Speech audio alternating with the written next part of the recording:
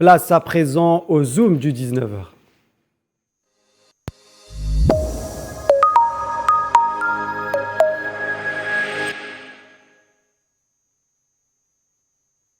Nous allons parler économie aujourd'hui, plus précisément d'investissement. L'Union européenne sort le chéquier. Elle prévoit d'investir plutôt plus de 22 millions d'euros en Afrique. Pour plus de précision, viens me rejoindre sur le plateau Kherdin Botache. Bonsoir Kherdin. Bonsoir Alia. Alors c'est plutôt une bonne nouvelle pour le continent africain.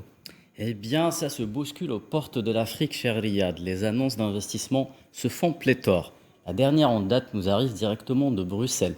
L'Union européenne prévoit en effet d'investir 22,7 milliards d'euros en prévision du sommet qui réunira dans quelques jours les dirigeants des 27 à leurs homologues des pays africains. Alors, il s'agit d'une annonce importante et d'un déploiement massif des ressources financières.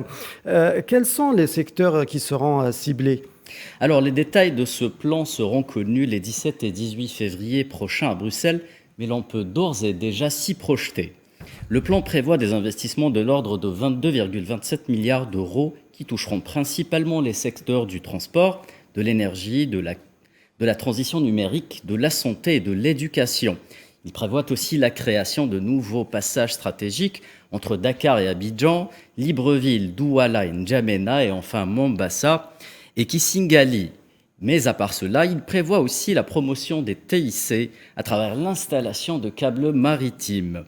L'Union européenne cible également l'unification des nouveaux réseaux énergétiques en Afrique, mais également la promotion des nouvelles sources d'énergie sur le continent noir. Alors, Kherdin, doit-on conclure que l'Europe sent le souffle de ses, concurrents désormais nombreux? Alors rien n'est moins sûr, à commencer par la Chine, la Grande-Bretagne ou encore plus récemment la Turquie et la Russie. On écoute à ce sujet l'analyse de Rassim Benranem, organisateur de la première édition du Algeria Invest Conference.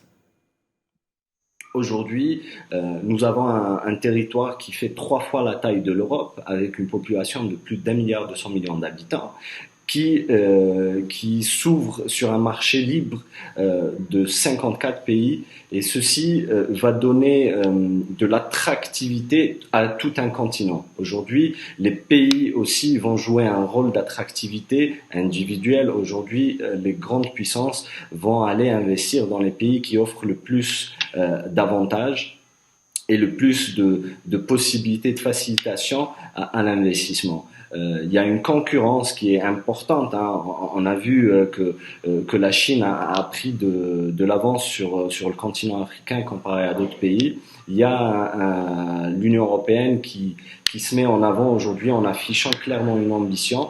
Ils ont annoncé 150 milliards d'euros à l'horizon 2027.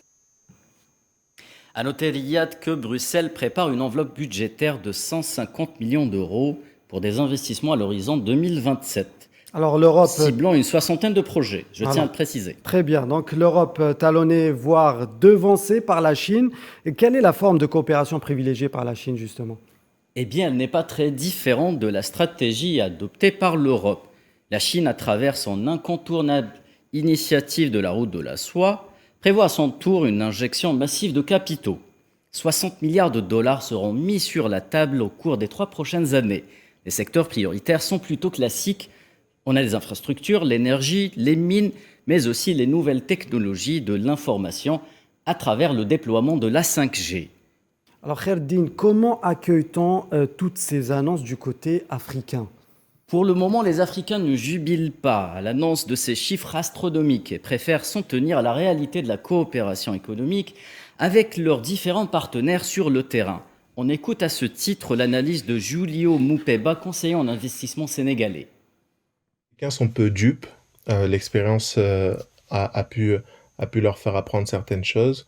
Et du coup, ils savent qu'il y a une différence entre le montant de l'annonce et la réalité des réalisations derrière.